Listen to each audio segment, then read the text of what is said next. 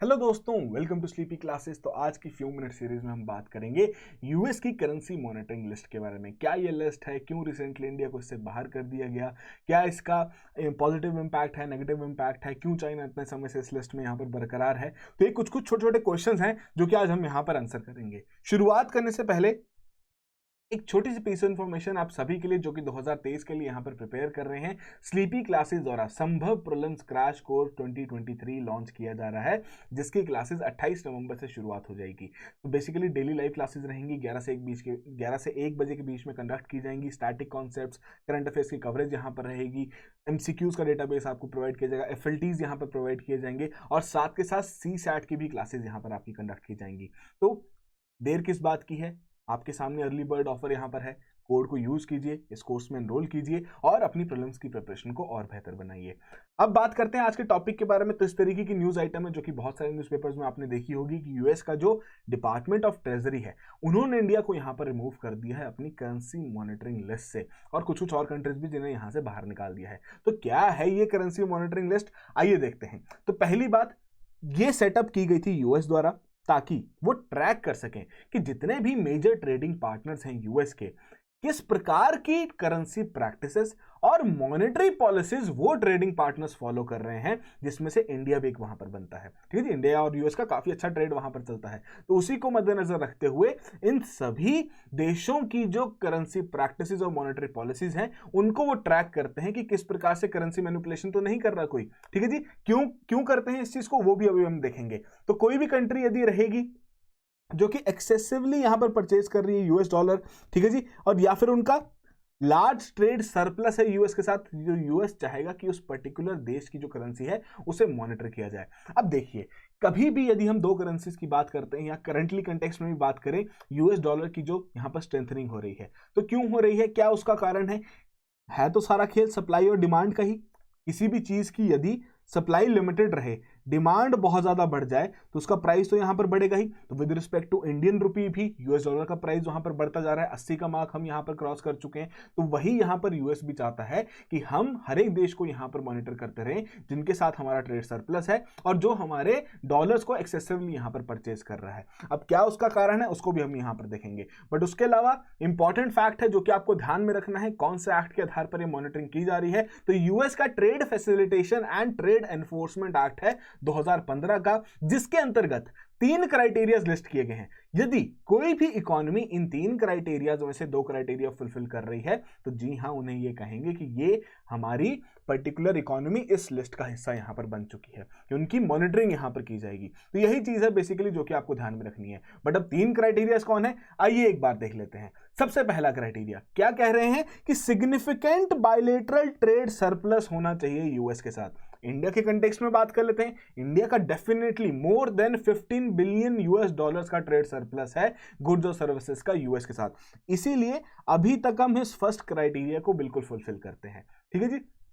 Second point यहां पर क्या रखा जा रहा है कि मटेरियल करंट अकाउंट सरप्लस यहां पर होना चाहिए। अर्थात थोड़ा समझने की कोशिश करते हैं कि मान लीजिए, मानना क्या है, ये तो फैक्ट ही है कि बैलेंस ऑफ पेमेंट के आपके 2 पार्ट्स रहेंगे। एक आपका करंट अकाउंट रहेगा, दूसरा आपका कैपिटल अकाउंट वहां पर रहेगा।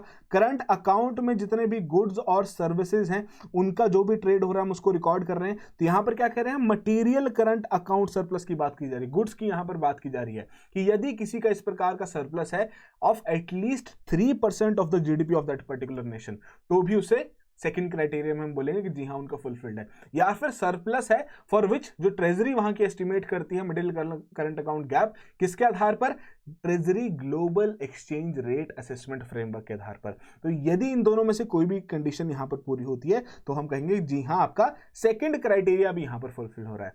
थर्ड और इंपॉर्टेंट यहां पर क्या है कि परसिस्टेंटली रिपीटेटिवली यहां पर किसी एक नेशन द्वारा वन साइडेड इंटरवेंशन हो रही है कि वो फॉरेन करेंसी के परचेजेस यहां पर कर रहे हैं और एटलीस्ट 12 महीनों में से 8 महीने कंटिन्यूसली वहां पर परचेज चल रहा है, और जो यहां पर परचेज की गई है फॉरेन करेंसी, उसकी जो नेट परचेज जो वैल्यू है वो at least 2% of the economies GDP, जैसे इंडिया की बात करें तो इंडिया की जीडीपी का एटलीस्ट 2% अगर हम वहां पर यूएस की डॉलर्स वहां पर परचेज करना शुरू कर दें, 8 महीने साल के वहां पर परचेज करें, तो हमें भी कहेंगे कि जी हाँ हम थर्ड क्राइटेरिया को यहाँ पर फुलफिल करते हैं।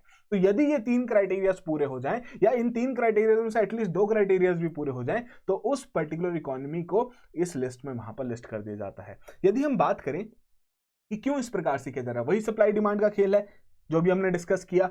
इसीलिए यदि कोई ऐसी देश है जो कि इस तरीके से एक्सेसिव परचेज कर रहा है यूएस की करेंसी की, तो उसे देखा जाएगा कि क्या ये हमारी जो वैल्यू है उसको या अपनी करेंसी को मैनिपुलेट करने के लिए तो नहीं कर रहा, तो उसी के आधार पर ये किया जाता है। अब ये इसका ऑब्जेक्टिव क्या है, ये पूरी जो मॉनिटरिंग की जा रही है इसका ऑब्जेक्टिव ये क्या है, तो बेसिकली डेफिनेटली आपको पता ही होगा कि यूएस आपका डेफिसिट में माना जाता है, ठीक है जी, जो आपका ट्रेड डेफिसिट में यहां पर चलता है बहुत देशों के साथ। ये एक नेट इंपोर्टर है, एक्सपोर्टर नहीं है। एक्सपोर्ट भी करते हैं बट थोड़ा बहुत ही कर पाते हैं, बट आपका यूएस तो चाहेगा ही वहां पर कि इनका जो एक्सपोर्ट सेगमेंट है वो और ज्यादा ग्रो करे, उनके प्रोडक्ट्स देश देश तक पहुंचे और उस तरीके से कंपैरेटिव कॉस्ट पर वहां पर पहुंचे। यदि हम मान लेते हैं कि एक समय था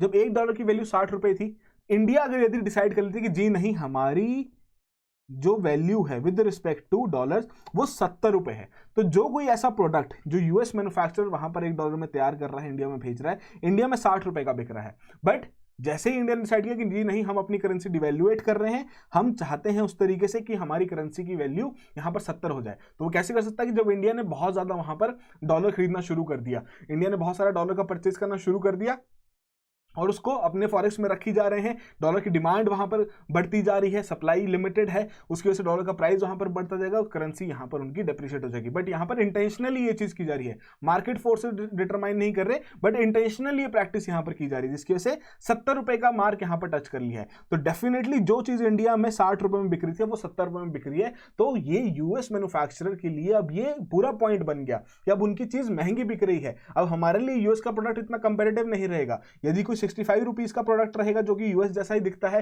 यूएस जैसा ही काम कर रहा है, तो हम डेफिनेटली उसी को जाके वहां पर खरीदेंगे। तो इसीलिए being a deficit, trade deficit nation that US is, वो हर एक कंट्री की करेंसी को मैनिपुलेट करते हैं जिनके साथ उनका ट्रेड रिलेशन वहां पर है, ठीक है जी। तो ये बेसिक सा रीजन है जिसके आधार पर जितनी भी कंट्रीज हैं उन्हें इस लिस्ट में यहां पर हाईलाइट किया जाता है। और जब भी कोई कंट्री इस लिस्ट में आ जाती है तो एटलीस्ट 2 कंसेक्यूटिव रिपोर्ट्स तक उन्हें वहां पर रहना पड़ता है। यदि कोई ऐसी रिपोर्ट है जिसमें एक ही क्राइटेरिया पूरा हुआ है, तो वो यूएस इंश्योर करता है कि जी हाँ, ऐसा तो नहीं कोई टेम्पररी फैक्टर्स की वजह से तो नहीं हुआ ये, तो वो चाहेगा कि अगली रिपोर्ट में भी वैसा रिजल्ट उन्हें दिखे, तब वो उसके बाद उस पर्टिकुलर कंट्री को वहां से बाहर निकालेगा। तो ये बेसिक से क्राइटेरियाज हैं, ये पर्टिकुलरली इंपॉर्टेंट पॉइंट्स हैं जो कि आपको यहां पर ध्यान में रखने, प्रॉब्लम्स में पूछे भी जा सकते हैं।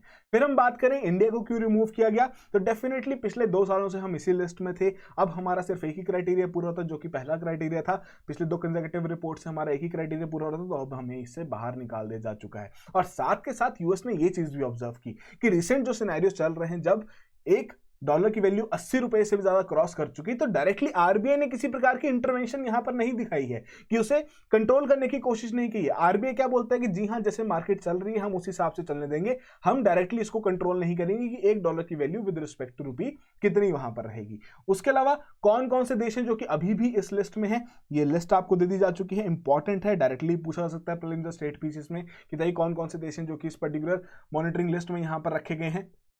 चाइना बहुत लंबे समय से है, north Korea, Germany, Singapore, Malaysia and Taiwan, ठीक है जी। अब ये जो चाइना है ये क्यों इतने समय से यहां पर प्रेजेंट है, तो ये तो आपने सुना होगा यूएस चाइना का ट्रेड वॉर, कि चाइना अपनी करेंसी को मैनिपुलेट करता है, तो वही चीज यहां पर भी इंपॉर्टेंट है कि बहुत समय से यूएस इस चीज को पॉइंट आउट कर रहा है, चाइना को स्लैम करता रहता है कि भैया आपका एक फेलियर है कि आपके द्वारा जो फॉरेन एक्सचेंज इंटरवेंशंस किए जा रहे हैं उसको आप पब्लिश नहीं करते, आप उसको किसी को नहीं बताते। एक बहुत ही मेजर लैक ऑफ ट्रांसपेरेंसी का इशू यहां पर इकट्ठा हो चुका है, ठीक है जी। एक छोटा सा एग्जांपल लेते हैं, मान लीजिए चाइना का पाकिस्तान के साथ भी ट्रेड है, ठीक है जी, और दूसरी साइड हम मानते हैं कि कनाडा के साथ भी ट्रेड है।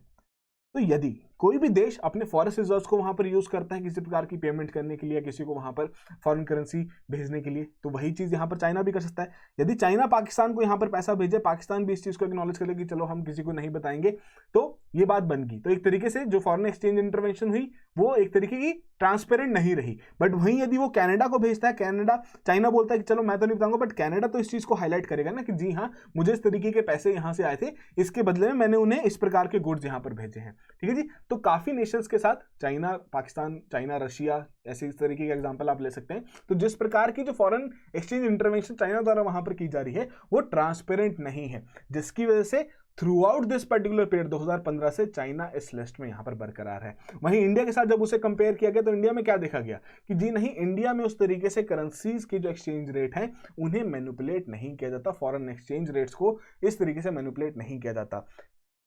जब भी किसी प्रकार की ट्रांजिशन यहां पर आती है, आरबीआई चाहता है कि जो ट्रांजिशन है वो थोड़ी स्मूथ रहे बिल्कुल उसी तरीके से रहे जैसे मार्केट फोर्सेस वहां पर डिटरमाइन कर रही हैं, जिसके चलते डॉलर रुपी स्वैप ऑप्शंस वहां पर कंडक्ट किए जाते हैं।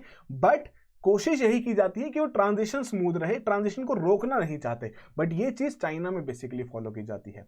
उसके अलावा एक और इंपॉर्टेंट पॉइंट है जो कि रिसेंटली एक आर्टिकल में पढ़ रहा था, वहां पर देखा था कि यदि हम इन 3 क्राइटेरियाज को जो हमने अभी देखे उनको हम चाइना के साथ कंपेयर करें कि चाइना क्या इन 3 क्राइटेरियाज में लाइक करता है, तो हो सकता है फॉरेन करेंसी की तो उनकी इंटरवेंशन जो है वो ट्रांसपेरेंट नहीं है, तो हम थर्ड क्राइटेरिया के बारे में तो इतना नहीं कह सकते। पहले 2 क्राइटेरियाज के बारे में देखें तो कहीं ना कहीं एक टाइम था जब डोनाल्ड ट्रंप इन्हें चाइना को ऐड करना चाह रहा था इस पर्टिकुलर लिस्ट में, तो वो नहीं कर पा रहे थे क्योंकि 3 क्राइटेरियाज पूरे नहीं हो रहे थे। तो उन्होंने क्या किया, एक पुराना एक्ट उठाया यूएस का, जिसमें करेंसी मैनिपुलेशन से रिलेटेड जो डेफिनेशन लिखी थी उसके आधार पर चाइना को कह दिया कि जी हाँ, आप इस चीज का हिस्सा बन चुके हो, आपको हम कॉन्स्टेंटली यहाँ पर मॉनिटर करते रहेंगे। तो यही कुछ इंपॉर्टेंट चीजें थी जो कि आपको यहाँ पर मैं बताना चाह रहा था। इंपॉर्टेंट पॉइंट जो कि प्रीलिम्स ओरिएंटेड है यहाँ पर वो क्या है, कौन कौन सी कंट्रीज हैं जो कि अभी भी लिस्ट में है, इंडिया को बाहर क्यों निकाला गया, कौन कौन से क्राइटेरियाज हैं जिसके आधार पर किसी भी देश को इस लिस्ट में रखा जाता है। बस इन चीजों का यदि आप ध्यान रखेंगे, किसी प्रकार का भी क्वेश्चन यदि आपको पूछा जाए तो आप इजिली उसे वहां पर आंसर कर पाएंगे।